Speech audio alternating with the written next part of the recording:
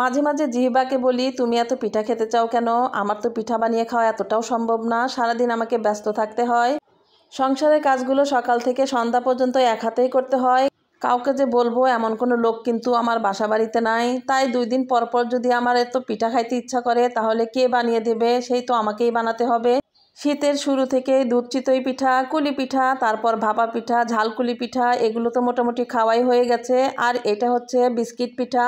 এই পিঠাগুলো গত বছর বানিয়েছিলাম কিন্তু ভালো হয়নি, তাই আবারও সেই পিঠাটা বানানোর চেষ্টা করছি।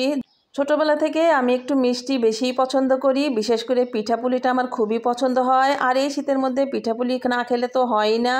তাই তো গতবার যেহেতু এই পিঠাটা আমি ভালোভাবে বানাতে পারি নাই, তাই এবারও ভাবলাম এই পিঠাটা ভালো করে আমি বানিয়েই ছাড়বো।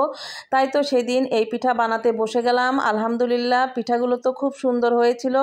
আর এখানে কিন্তু কয়েক ডিজাইনের করে আমি পিঠা বানিয়েছিলাম। একটা হচ্ছে বিস্কিট পিঠা, একটা হচ্ছে ফুল পিঠা, আর একটা হচ্ছে গোলাপ পিঠা। এই পিঠাটা আমার বড় মেয়েরও অনেক পছন্দ। তবে পিঠা বানাতে কিন্তু অনেক কষ্ট করতে হয়। নিজের কাছেই কিন্তু অনেক সময় বিরক্ত লাগছে, 2 দিন পর পর শুধু আমার পিঠাই খাইতে ইচ্ছা করে। এখন আর মা শাশুড়িদের কাছে পিঠার কথা বলতে ইচ্ছে করে না, মনে হয় নিজে নিজেই বানিয়ে খাই আর তাদেরকে একটু বানিয়ে খাওয়াই। আসলে বাসা বাড়িতে থাকলে তো সবসময় তাদেরকে বানিয়ে খাওয়াতে পারি না, একা একাই খেতে হয়। তাই তো একা একাই বানাতে বসে যাই। অনেক সময় খারাপও লাগে, মনে হয় কেউ কাছে থেকে বানিয়ে দিলে অনেক ভালো লাগতো। আর পিঠাগুলো মোটামুটি আমার ভাজা হয়ে গেছে, বিস্কিট পিঠা, গোলাপ পিঠা আর হচ্ছে ফুল পিঠা। তার জন্য দুধ জাল করে নিচ্ছিলাম ভালোভাবে, আর আরেক চুলাতে হচ্ছে খেজুরের গুড় জাল দিয়ে নিচ্ছিলাম।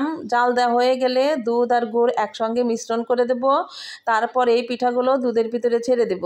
গতবার এই পিঠাটা বানিয়েছিলাম, একটু ভালো হয়নি, ভিতরে শক্ত শক্ত হয়েছিল। তাই তো এবারও ইউটিউব আপুর কাছ থেকে ভালোভাবে রেসিপিটা দেখে নিয়েছি, এবার যেন কোনো রকমের খারাপ না হয়, এবার যেন এই পিঠাগুলো ভালো করে খেতে পারি।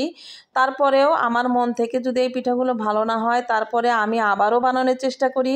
তাই তো আর যেন দ্বিতীয়বার না বানাতে হয়, সেই জন্যই এবারই খুব পারফেক্টভাবে এই পিঠাটা আমি বানিয়ে নিচ্ছি। দুধ আর গুড় কিন্তু আমি একসাথে দিয়ে দিয়েছি, আর এখন পিঠাগুলোকে একে একে দিয়ে দিব। মাশাআল্লাহ অনেকগুলো পিঠা তৈরি করেছি, পিঠাগুলো অনেক মজা হয়েছিল। আপনাদের খাওয়াতে পারলে অনেক ভালো লাগতো। আর কেন জানি না কয়েকদিন পর পর শুধু আমার পিঠাই খাইতে ইচ্ছা করে। আমার মতো কে কে আছেন কয়েকদিন পর পর শুধু পিঠাই খাইতে ইচ্ছা করে? তো এবার কিন্তু আমি ভাপা পিঠা, ঝালকুলি পিঠা ঘরে বানাইনি। এবার আমি এই 2টা পিঠা বাইরে গিয়ে খেয়েছি। ঘরে বানিয়ে খাওয়ার অনেক ঝামেলা। সেই জন্য যখন খাইতে মন চায় সন্ধ্যার পরে বাইরে যেয়ে ভাপা পিঠা, কুলি পিঠাগুলো খেয়ে আসি। আর ঘরে যেগুলো বানিয়ে খাওয়া যায় সেগুলো কিন্তু আমি নিজে হাতে ঘরেই বানিয়ে খাওয়ার চেষ্টা করি। আসলে সারাদিন অনেক কাজ করতে হয়, তারপরেও পিঠা বানাতে গেলে কিন্তু অনেকটা সময়ের প্রয়োজন।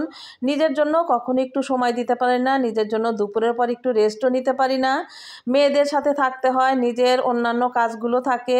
তারপরেও বড় মেয়েটা আমাকে একটু সাহায্য করে থাকে। পিঠাগুলো মাশাআল্লাহ চামিচ দিয়ে ভালোভাবে একটু করে ডুবিয়ে ডুবিয়ে দিচ্ছিলাম, তারপর ঢাকনা দিয়ে ঢেকে দিব। সকালবেলা ঢাকনাটা খুলে দেখব আসলে কেমন হয়েছে। আধা ঘন্টা পরে যখন আমি এসে ঢাকনাটা খুলি রাতে, তখন দেখি এই অবস্থা, পিঠাটা অর্ধেকটা প্রায় ভিজেই গিয়েছে। এখন আবারও ঢাকনাটা ঢেকে দিব। সকালবেলা ঢাকনা খুলে দেখব কি অবস্থা হয়ে গেছে।